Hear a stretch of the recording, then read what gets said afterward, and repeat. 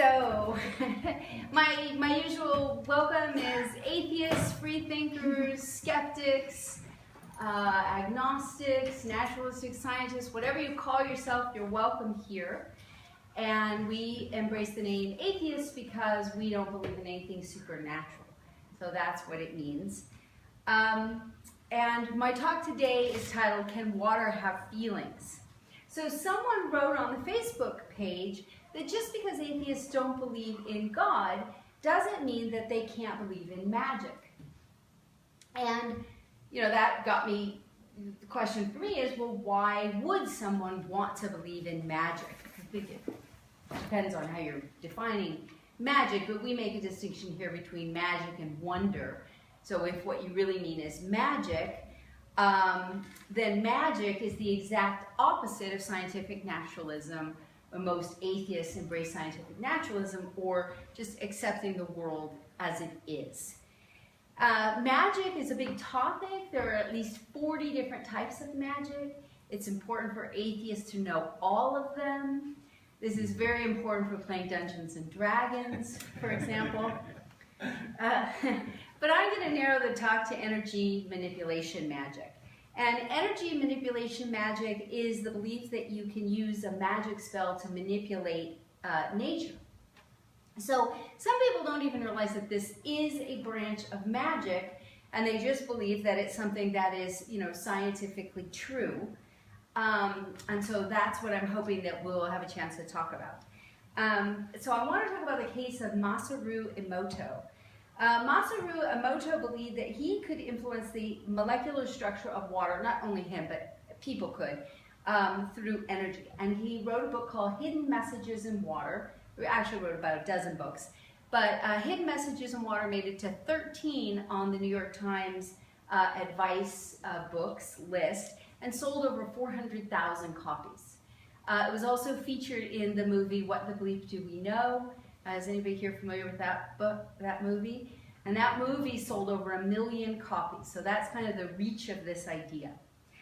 He thought, for example, that he would write a word on a piece of paper and then wrap a vessel containing water with it. Sometimes he would take water and place it on a photograph of something. He would play music for water, and he would also pray to water. Then he would take a droplet of that water, freeze it, and photograph the results. And he said, we can look to water and frozen crystals to confirm the healing power of beautiful music, positive thinking, uplifting speech, and prayer. And he called his technique Hado. So he sold geometrically perfect indigo water for $35 for an 8-ounce bottle. A product which seems to no longer be available. He does still have a school, however, although he's passed away, there's still a school where for $1,700 you can go and learn the energy manipulation of water. Maybe we could get a group discount if anyone's interested at the end of this talk. But anyway, what he means by healing water is to make the crystals more beautiful. So in one example, he started out with a water crystal which was a hexagon shape, so kind of like a stop sign but with 6 sides.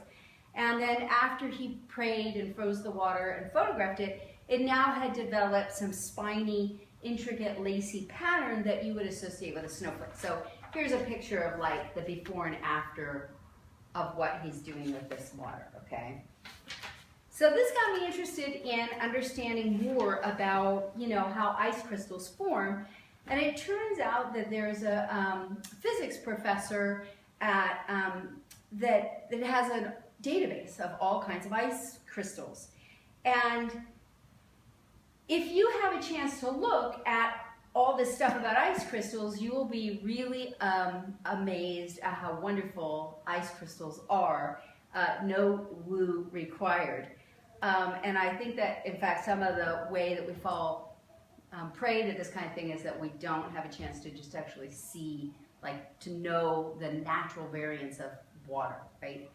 And in fact, it goes into how there's a base shape, which is the hexagon, and then snow crystals sort of form from there. But in Emoto's water, this was just one bit that I thought was particularly, it seems silly. I'll give you my bias, which is we place a bottle of basic water on a photograph of a dolphin. This is in his children's book, okay? Do you know that dolphins have special abilities?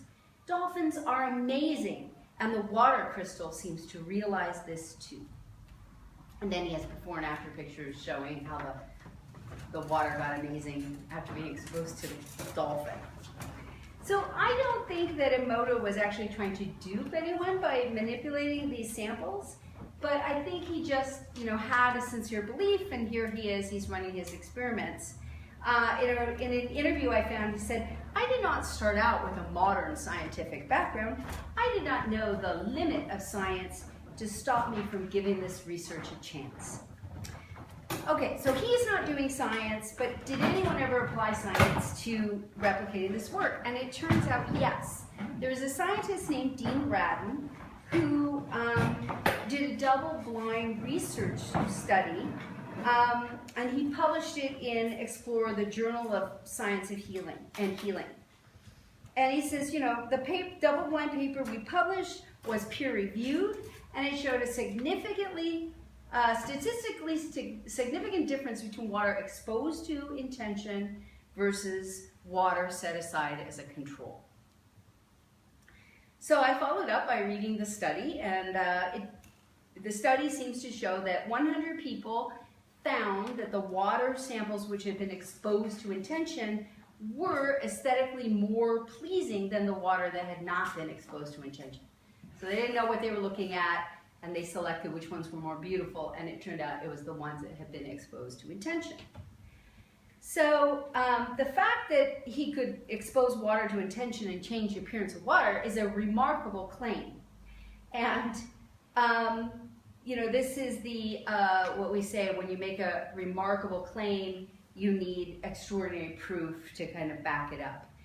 And he does, in fact, then also link off to, and his ideas like 34 other double-blind, peer-reviewed research studies that seem to show that people are using mind to affect matter, right? And that is, contrary to sort of the evidence I would have expected to find in prepping a talk for the Seattle Atheist Church. But, it's my duty to just come in and report, like, the best of my research. This is what I came up with. And I hope it doesn't get me barred from church.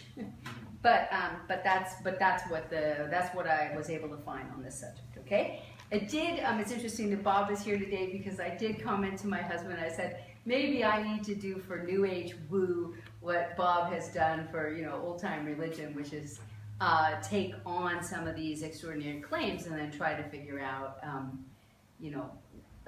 because it definitely goes counter to sort of the intuitions that not only can mind not affect matter, but in fact, I wouldn't even make the claim for mind as a thing that's out there operating, right? But in any case, the fact that these ice crystals became more aesthetically pleasing, what does it actually mean to say that they were healed? So in the last talk that I gave, I talked about the importance of washing our hands, having running water, sanitation, sewage systems, all of these kinds of things to prevent the spread of disease. And we also, when we're talking about water treatment systems, we have organic things like parasites and malaria, whatever that you need to get out of the water. You have chemical contamination that we need to clean out of the water.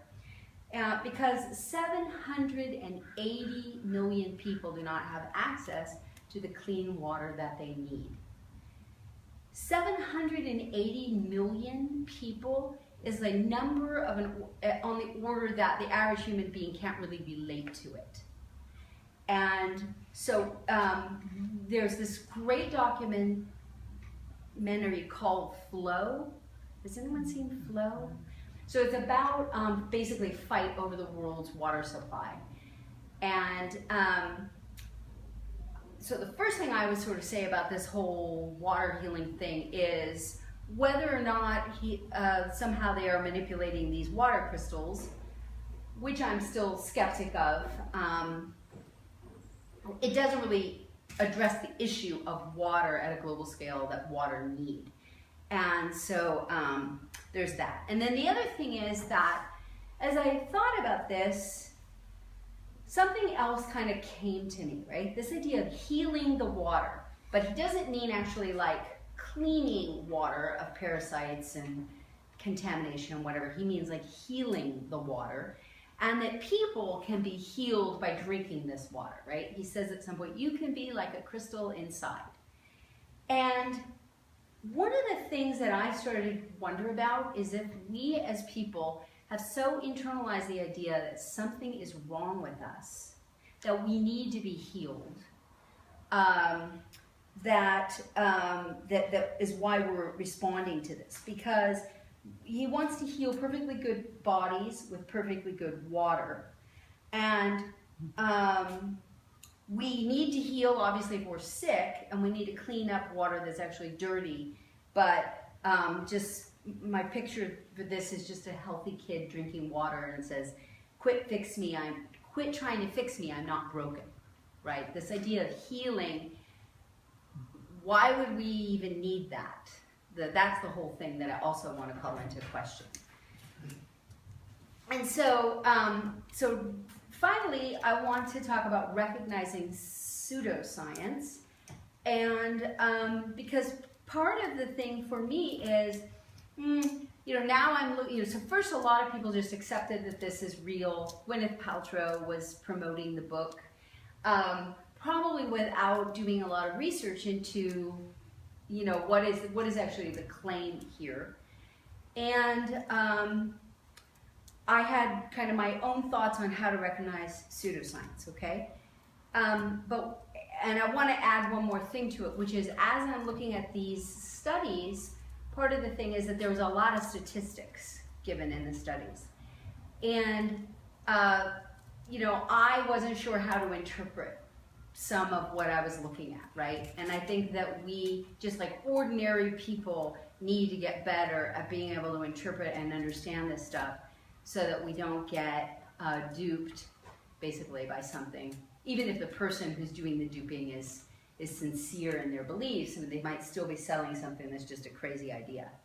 So the first thing is, does the claim require you to discard common sense? So just, something sounds like you would want to believe it, but if you think about it, it's just like, does that meet the common sense requirement? Number two, is it backed up by a scientific study? Is the hypothesis clear, and I would say limited? So it's one thing to say the water changed shape, but to say healed implies sort of a judgment, a value judgment, that I think is too ambitious. Two, does the experiment control for all variables that might affect the outcome of the research? Does the research keep careful notes that explain how to replicate the experiment? Is a statistically significant sample used? That was the piece that I don't know, how would I know if it was statistically significant? And also, was the result statistically significant? So I would think that because maybe small samples were used, that it wasn't statistically significant. And then also, I don't know, how do we figure out if it was a statistically significant result? So open to talking about people who do know after the meeting.